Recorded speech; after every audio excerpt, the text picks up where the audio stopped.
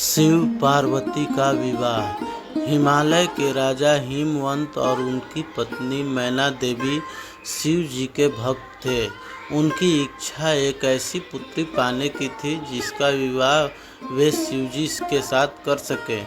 मैना देवी ने शिव जी की पत्नी गौरी देवी को प्रसन्न करने के लिए कठोर तपस्या शुरू कर दी।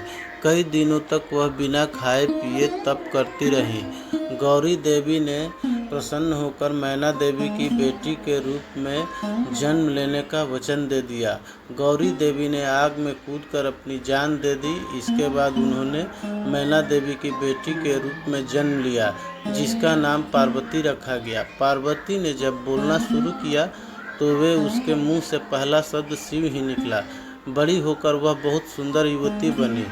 इस बीच शिवजी ने अपनी पत्नी की मृत्यु से दुखी होकर लंबा ध्यान शुरू कर दिया था।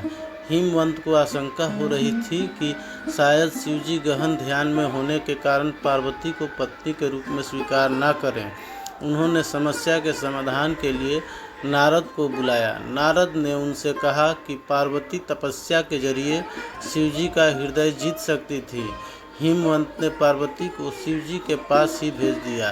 पार्वती ने दिन रात उनकी पूजा और सेवा की। शिवजी पार्वती की भक्ति से बहुत प्रसन्न हुए, लेकिन उन्होंने उनकी परीक्षा लेने का निश्चय किया।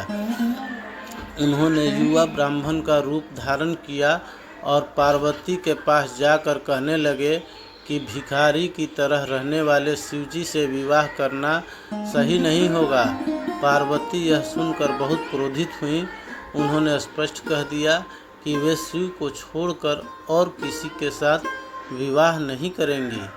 उनके उत्तर से संतुष्ट होकर शिव अपने असली रूप में आ गए और पार्वती से विवाह करने के लिए तैयार हो गए।